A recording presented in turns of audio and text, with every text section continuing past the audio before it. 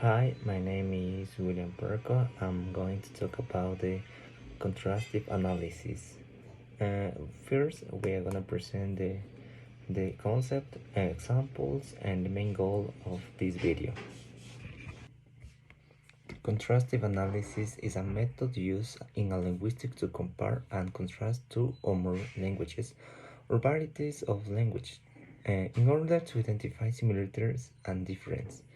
The primary aim is to gain insights into the structure, systems, and features of language by highlighting how they differ from another. This approach is applied on various linguistic levels, including phonology, morphology, syntax, semantics, and here are key components and aspects the contrastive linguistics. First, have phonological contrasts. Identify difference in sounds such as phonemes and their distribution. Example, contrasting the vowels systems of English and French, where English has larger number of vowel sounds. And second is the morphological contrast, analyzing the structure of words and the ways in which morpheme the smallest unit of meaning are combined. For example, contrasting conjugation in Spanish with that in English, where Spanish verb change from more based of tense and person. Another is the syntactic contrast, examining the sentence structure or order and grammatical relationships between elements. Example, contrasting the subject, verb, and object. Order in English with the subject, object, verb order in Japanese. Another is the semantic contrast. That is investigating difference in meaning and how the concepts are expressed in different languages.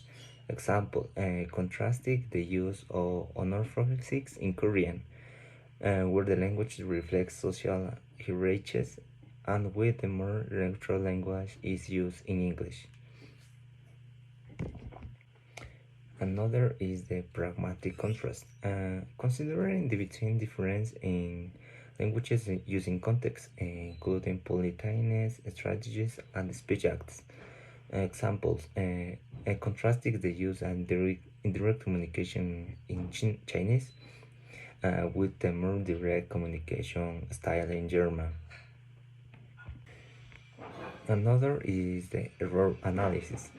Predicting and explaining errors the learners might make in a target language based off the difference between their native language on the and the target language. Example, analyzing the errors made in Spanish speaker learning English, such as omitting and the English articles and da. Another is applied linguistics, applying the findings of contrastive analysis, the languages teaching, translation, and cross-cultural communication. Example, developing the language teaching materials that address specific challenges faced by learners based on their native languages background. While contrastive analysis has been a wide used, it's important to note that that has a limitation. It doesn't account for all aspects of language learning, and language acquisition is influenced by various factors beyond structural difference. Additionally, not all linguistic features can be neatly compared, as language is a dynamic and context-dependent phenomenon. Finally, thank you for your attention, and it's all for today. Thank you. Bye. See you next.